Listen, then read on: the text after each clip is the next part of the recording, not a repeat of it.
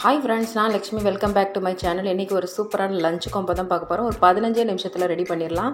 கழனி புளிச்சாரும் உருளைக்கிழங்கு ஃப்ரை தான் பார்க்க போகிறோம். ஒரு 15 நிமிஷத்தில் சட்டுன்னு ரெடி பண்ணக்கூடிய இந்த ரெசிபியை எப்படி செய்யலான்னு பார்க்குறதுக்கு முன்னாடி நம்மளோட KHQT சேனல் சப்ஸ்கிரைப் பண்ணிக்கோங்க. பக்கத்தில் பெல் ஐக்கானையும் கிளிக் பண்ணிக்கோங்க.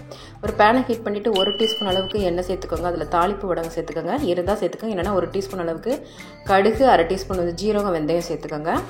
ஒரே ஒரு பெரிய வெங்காயம் சின்னதாக நறுக்கிட்டு அதையும் அரிஞ்சு சேர்த்துட்டு, கருவேப்பிலை, ஒரு 3 பச்சை மிளகா கீறிட்டு சேர்த்துட்டு, எலுமிச்சை அளவு சைஸ் உள்ள புளியை அரிசி கழுவுன தண்ணியில் ஊற வச்சு அதை கரைச்சி ஊற்றிக்கோங்க. 1/2 டீஸ்பூன் அளவுக்கு மஞ்சத்தூள், 1/2 டீஸ்பூன் அளவுக்கு பெருங்காயத்தூள் சேர்த்துட்டு, உப்பு தேவையான அளவு சேர்த்துட்டு, ஒரே ஒரு கொதி வந்ததுக்கு அப்புறமா கொத்தமல்லி இலைகளை தூவிட்டு இறக்கிற வேண்டியதாங்க. ரொம்ப அருமையாக இருக்கும்.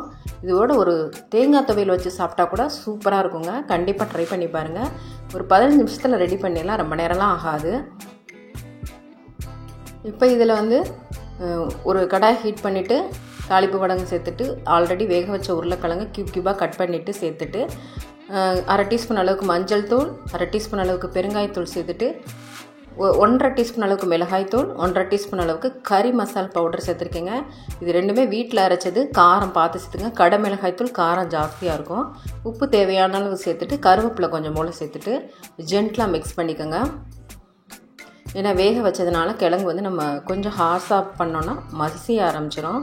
அதனால் ஜென்ட்லாக மிக்ஸ் பண்ணிவிட்டு மூடி போட்டுட்டு ஒரு 5 நிமிஷம் லோ ஃப்ளேமில் வச்சு குக் பண்ணிங்கன்னா நல்லா மொறுமொறுப்பான பொட்டேட்டோ ஃப்ரை நமக்கு தயாராகிடும். கடாயோட கடைசியில் அடியில் இருக்கிற அந்த மசாலாவை சாதத்தில் பிரட்டி சாப்பிட்டாலும் சூப்பராக இருக்குங்க. கண்டிப்பாக ட்ரை பண்ணி பார்த்துட்டு எப்படி இருந்துச்சுன்னு ஃபீட்பேக்கை கமெண்ட் பாக்ஸில் கொடுங்க ஃப்ரெண்ட்ஸ். மறக்காமல் நம்ம சேனலுக்கான சப்போர்ட்டையும் கொடுங்க. லைக் பட்டனை ப்ரெஸ் பண்ண மறந்துடாதீங்க. தேங்க்யூ ஃபார் வாட்சிங் ஃப்ரெண்ட்ஸ்.